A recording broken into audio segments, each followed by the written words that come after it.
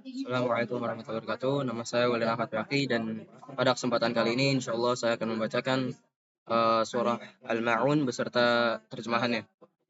Baik. A'udzu billahi minasyaitonir rajim. Bismillahirrahmanirrahim.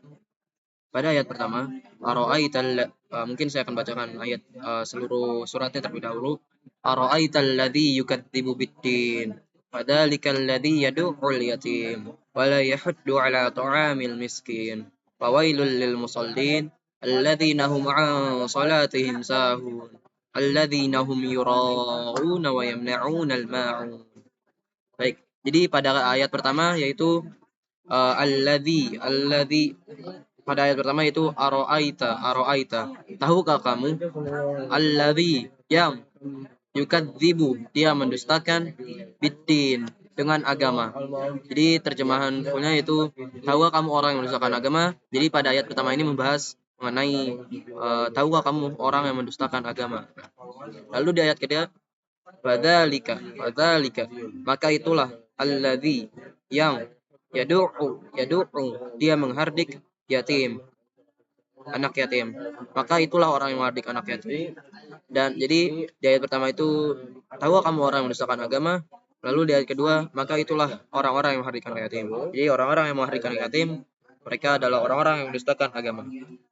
Lalu juga di ayat ketiga wala, dan tidak yahuddu, menganjurkan ala, atas ta'ami, memberi makan miskin, orang miskin.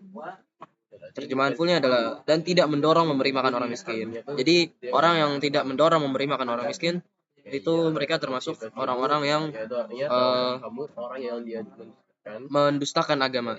Orang-orang yang tidak mendorong makan orang miskin dan juga menghardik anak yatim. Lalu ayat keempat, fawailul lil musallin. Fawail, maka celakalah lil musallin, orang yang sholat.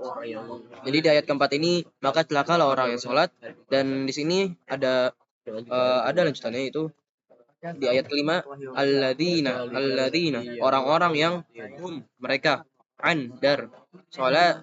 dari dar atau terhadap ya salatihim salat mereka sahun, lalai, yaitu orang-orang yang lalai terhadap salatnya. Jadi orang-orang yang lalai terhadap salatnya maka celakalah mereka. Seperti sebagaimana dibahas di ayat keempat, maka celakalah orang yang salat. Lalu di ayat ke-6 alladzina hum yura'un, alladzina, orang-orang yang mereka yura'un, yang berbuat ria.